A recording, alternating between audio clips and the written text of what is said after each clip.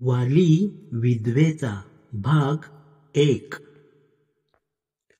एक गाव, रामनगर. 5-6 हजार लोकसंख्या असलेले त्या गावचे पोलीस पाटील होते विलासराव. विलासराव त्यांची बायको अहिल्या आणि मुलगा नमन सोबत राहत होते. गावच्या मधोमध विलासरावांचा वडिलोपार्जित वाडा होता. विलासरावांचा अगदी जिगरी मित्र होता नारायण. नारायणला समाजाची सेवा करण्याचे वेड लागले होते. त्याच्या या सामाजिक भावनेमुळेच नारायण गावचा सरपंच झाला होता. महत्वाची गोष्ट की ज्या दिवशी पहिल्यांदाच नारायण सरपंच झाला, नेमके त्याच दिवशी त्याला मुलगा झाला. तारीख होती 20 ऑगस्ट 1991.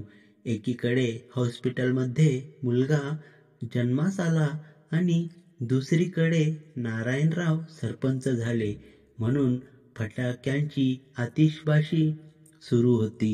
म्हणून मुलाचे नाव अतिश ठेवण्यात आले. नारायणची बायको नेहा ही शिक्षक होती. एव्हाना गावातील शाळेत ती शिक्षक म्हणून रुजू झाली आणि नारायणरावांची समाजसेवा पाहून त्यांच्या जीवनात रुजू झाली. जसे की नारायणराव आणि विलासराव हे छान मित्र होते, तर त्यांच्या मनात नेहमीच गावाला पुढे कसे न्यायचे ही धडपड असायची. मग हाच उद्देश मनाशी बाळगून दोघांनी गावाचा कायापालट करण्याचे ठरविले.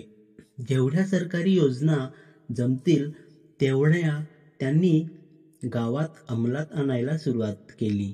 रस्ते, रोजगार, पिण्याचे पाणी, वीज सगळे काही सुरळीत चालू लागले. एके दिवशी विलासराव शेजारील गावात एका मित्राच्या घरी गेले. त्याचे नाव होते योगेश.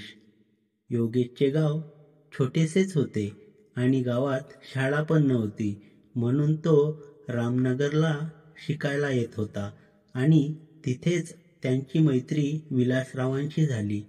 जरीही गाव जवळच असले तरीही शिक्षण संपण्यापासूनच ही त्यांची पहिलीच भेट होती.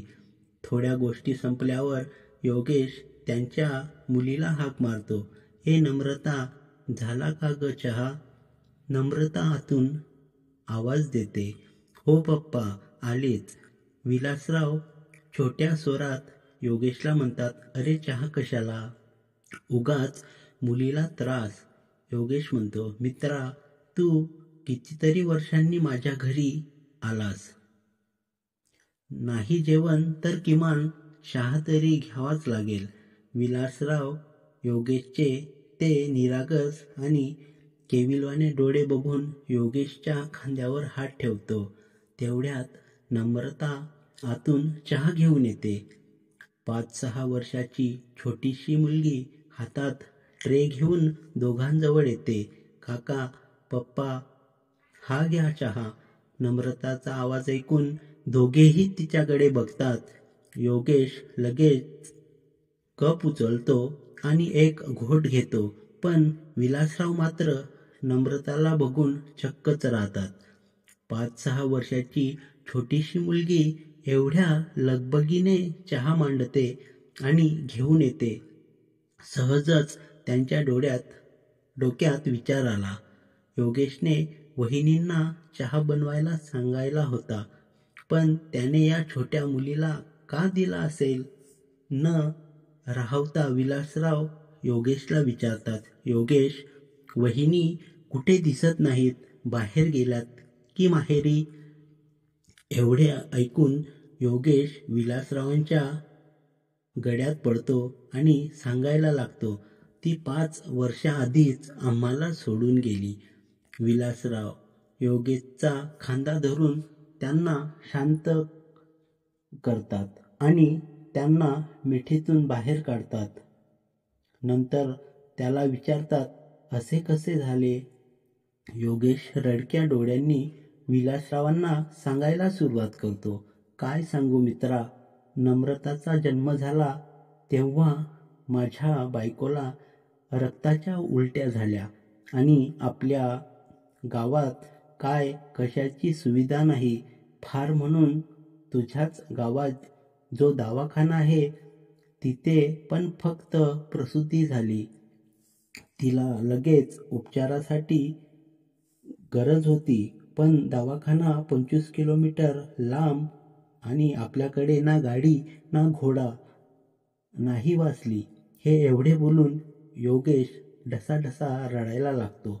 विलासराव त्याला धीर देतात आणि बोलतात, अरे मित्रा, या अपुऱ्या सोयींमुळे नेहमीच माझी चिडचिड होते.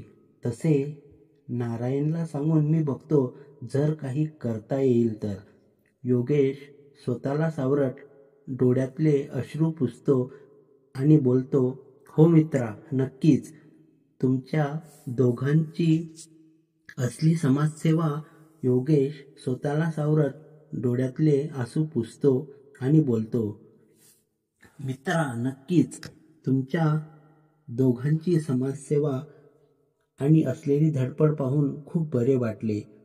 आमच्या गावाला पण असे नेते हवे वाटतात, पण कुणीच असा नेता दिसत नाही. यावर विलासराव बोलतात, अरे असे आवश्यक नाही की प्रत्येकजण लोकांसाठी काम करणार. आम्ही करतोय कारण आम्हाला राजकारण नाही तर समाजकारण करायचे आहे. आणि हो, आपल्याकडे हवे ते सर्व काही आधीच आमच्याकडे आहे. घर, शेती, पैसा. म्हणजेच आम्हाला राजकारण करून पैशांची हौस नाही. आणि नारायण मुळात समाजसेवा करण्यासाठीच राजकारणात आलाय, म्हणून त्याचे ध्येय समाजसेवा आहे. तेव्हा तुम्हालाही असा कोणता नेता मिळेल ना, तुमचे पण जीवन ज्ञान होईल. योगेश बोलतो, हो, अगदी बरोबर. आता त्या नेत्याचीच वाट बघतोय. विलासराव म्हणतो, ठीक आहे मित्रा, आता निघतो मी. येत जाईल अधूनमधून. विलासराव नम्रताला हाक मारतात, नम्रता बेटा, इकडे ये. नम्रता छोट्या पावलांनी चालत येते आणि बाबांजवळ जाऊन बसते. विलासराव म्हणतात, हे घे बाळा. एवढे बोलत विलासराव सोबत आणलेली पुडी नम्रताला देतात. नम्रता, काय आहे? विलासराव, बघ तूच. पुढील भाग बघूया लवकरच. धन्यवाद मित्रांनो. अशाच प्रकारच्या कथेसाठी चॅनलला सबस्क्राईब करायला विसरू नका. धन्यवाद.